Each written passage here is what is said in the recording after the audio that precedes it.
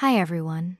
In today's tutorial, I'm going to demonstrate how to use A608 for lighting fixture wiring.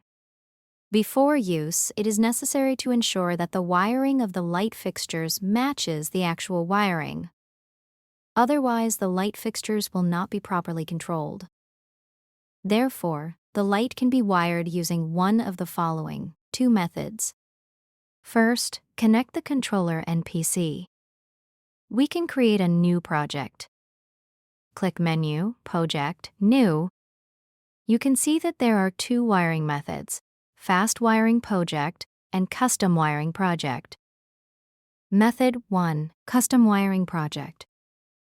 Suitable for situations with complex lighting wiring. First, determine the controller and lighting fixture models. Click Confirm.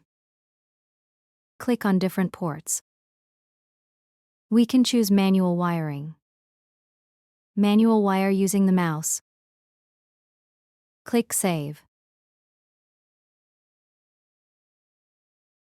Click on different effects to check for correctness.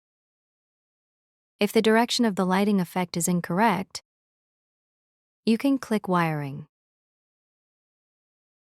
Change the direction of fixtures, color channels, etc. Click Save.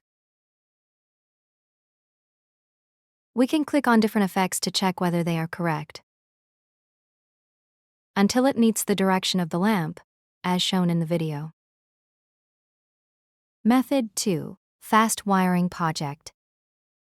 Suitable for simple and regular lighting wiring. First, determine the controller and lighting fixture models. Input the width and length for each lighting fixture. Click Confirm. Determine the wiring path. Click Confirm. Click on different effects to check for correctness.